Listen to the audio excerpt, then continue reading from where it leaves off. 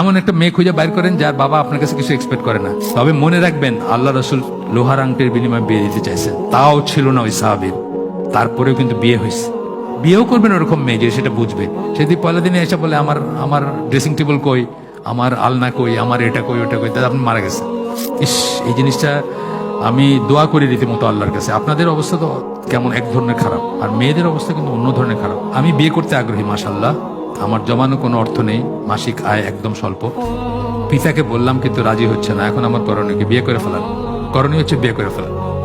কারণ একজন ছেলের বিয়ের ব্যাপারে পিতার পিতার পাইলে ভালো, দোয়া পাইলে মা বাপ সবাইকে নিয়ে করতে পারলে ভালো। কিন্তু উনি যদি একটা কবিরা গুনাহে লিপ্ত হন এটার জন্য, তাহলে সেই কবিরা গুনাহে লিপ্ত হচ্ছে, বিয়ে করে ফেলেন, লোহার আংটি দিয়ে করে ফেলেন, নিজের লেভেল নামায় ফেলেন।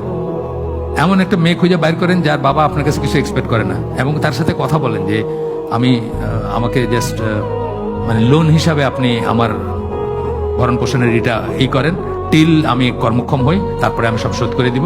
আপাতত আমার ওয়াইফ আপনার বাড়িতে থাকুক, আমি তারপরে আলাদা করবো। আপনার কাছে যা আমি ফেভার নিচ্ছি সব আমি পে ব্যাক করবো ইন ক্যাশ বা এই হিসাবে করতে পারেন অ্যারেঞ্জমেন্ট। এটা জায়েজ না জায়েজ যে তা না, কি বলেন?